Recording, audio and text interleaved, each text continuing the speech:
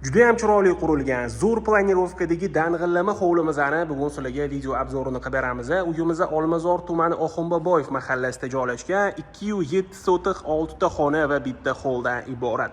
O'zini oshxonalari, podvallari va namozxonalariga ega bo'lgan hovlimizni bugun sizlar bilan ko'rib chiqamiz.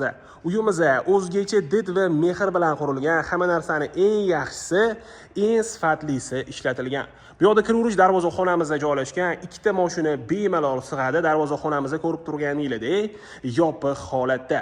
Uyimizga kirishimiz bilan chap tomonimizda bo'lsa, yozgi oshxonamizni ko'rishingiz mumkin. Yozgi oshxonamizning hamma sharoitlari bor. O'zingizlarning xohishingizga qarab mana shu joyda ovqat tayyorlangan taqdirda, mana shu joyimizga bitta tapchani qo'yib, yoz issiq kunlarida dam olib ovqatlanib o'tiradigan joy qilib qo'ysanglar bo'ladi. Binoyimizda 2 qavat 3 ta urvilli bino pishgan g'ishtdan ko'tarilgan. Uyimizning fasadi va devorlariga traversin ishlatilinib, ustidan bo'lsa 3 sloy lak ishlatilingan ekan. Qo'shnining uyi ko'rinmasligi uchun ограждениялarigacha qilib qo'yilgan. Hovlimizning o'rtasida bo'lsa shunaqa chiroyli qilib zelenoy zona qilingan. Uyimiz sezganingizdek ko'chaning uglovoy va tarsivoy qismida joylashgan. Uglovoy qismida joylashganligi uchun uyimizning yon tomonlariga ham bemalol mashina qo'ysanglar bo'ladi. Cho'qillarimizga e'tibor berayotgan bo'lsanglar, hammasi privoznoy, o'zimizning narsalar umuman ishlatilmagan, hovlimizga ham kafil qilingan, bruschatka qilinmagan. Uyimizda yangi qurilgan, hali hech kim yashamagan. Hozir endi sizlar bilan birgalikda binoyimizning ichki qismini ko'rib chiqamiz. Binoyimizga kirishimiz bilan katta hovlimizda joylashgan, oila davrasida televizor ko'rib dam oladigan divanni zona qilib foydalansanglar bo'ladi. Hamma xonalarimizni ko'rib turganingizdek razdelning faqat hol yoki koridor orqali kiriladi. Bu yerdan ikkinchi qavatga chiqsa bo'ladi, bu yerdan bo'lsa podvalga tushsa bo'ladi. Ikkinchi qavatimizni va podvalimizni sizlarga videomiz davomida ko'rsatib o'taman. Binoyimizga kirishimiz bilan o'ng tomonimizda bo'lsa oshxonamiz joylashgan. Oshxonamizda hamma kerakli mebel va texnikalar bilan jihozlangan. Hoffman texnikalari o'rnatilgan ekan. Mana shu oshxonamizning o'zida bemalol ovqat tayyorlab va oila davrasida televizor ko'rib ovqatlanib o'tiradigan joy qilib qo'ysanglar bo'ladi. Hamma xonalarimizga shunaqa och rangdagi eshiklar va sifatli romlar o'rnatilgan. Shunaqa Swarovski toshli eshiklar o'rnatilgan ekan. Bu yerda bo'lsa iliq pollar, regulyatorlar ko'rishingiz mumkin. Bu yerda birinchi qavatimiz uchun общий sanuzolimizda joylashgan. Tahorat qiladiganlarigacha, bu yerda bo'lsa dushovoy kabinkalarigacha o'rnatilgan. Bu yerda bitta spalnyamiz joylashgan. Bu xonamizning oynasi ko'chaga qaragan. Uyimizni ko'rib turganingizdek yashash uchun tayyor holatda, katta oila uchun mo'ljallangan, ikkita oila ham yashasa bo'ladi. Binoyimizga kirishimiz bilan to'g'rimizda bo'lsa, zalimizda joylashgan.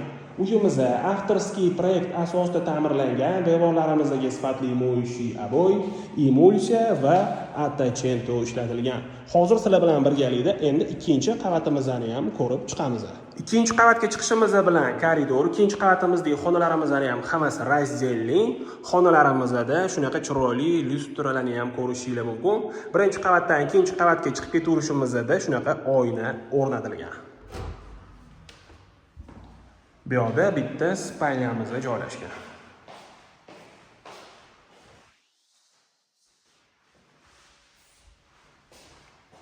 Uyimiz o'zgacha did va mehr bilan qurilgan.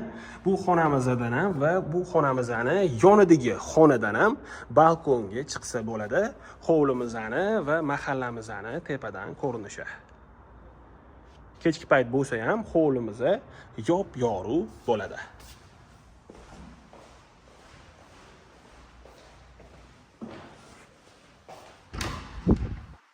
Bu yerda ham xuddi shunaqa spalnyamizda joylashgan. Bu xonamizning oynalari ham ko'chaga va ham hovliga qaragan.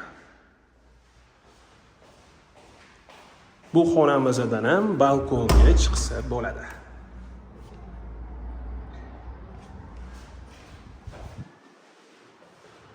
Uyimizning pol qismiga chiroyli qilib laminat va kafel ishlatilgan. Binoyimizni isitish uchun to'liq iliq pol o'rnatilgan. Bu yerda ikkinchi qavatimiz uchun общий sanuzolimizda joylashgan.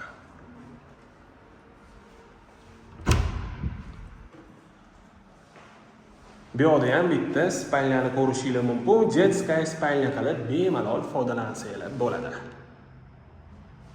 Uyimizning hamma xonalarida ko'zni charchatmaydigan yorqin rangli ishlatilgan.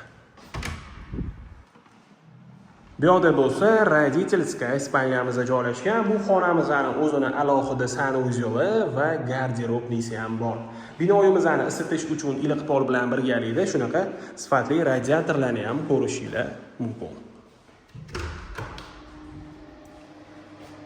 Bu yerda sanuzyolimiz, uni yonida bo'lsa garderobnimiz joylashgan. Bemalol shkop yasattirib foydalansanglar bo'ladi. Hozir endi sizlar bilan birgalikda podvalimizni ham ko'rib chiqamiz. Binoyimizning tegi to'liq podvaldan iborat. Podvalimizga faqat binoyimizning ichidan tushiladi.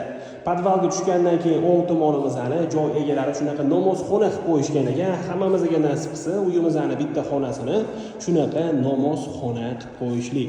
Podvalimizni bu yerda tahorat xonalarigacha qilib qo'yilgan ekan. Ko'rib turganingizdek, hamma sharoitlari bor. Fortchka emas, shunaqa oyna ishlatilingan ekan podvalimizga. Bu yerda bo'lsa bitta katta xonamiz joylashgan.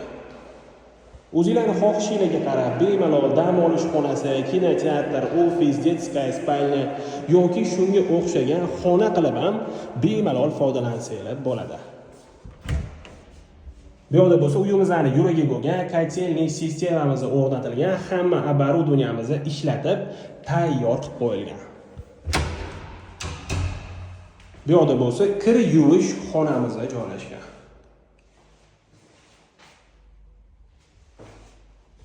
Juda ham fayzli xonadon. Hozir endi sizlar bilan birgalikda ko'chaga chiqib mahallamizni ham ko'rib chiqamiz. Mahallamizni ko'rib turganingizdek, juda ham fayzli va juda ham tinch mahalla. Uyimizda hozir aytib o'tganimdek, ko'chaning uglovoy va tarsovoy qismida joylashgan. Uglovoy qismida joylashganligi uchun mana shu yon tomoniga ham bemalol mashina qo'ysanglar bo'ladi.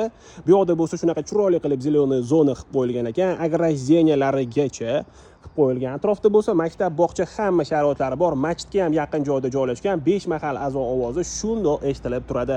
Uyimizga qiziqadiganlar bo'lsa bemalol murojaat qilsanglar bo'ladi. Dang'illama hovli qidirgan do'stinglarga bu videomizni yuborib qo'yinglar.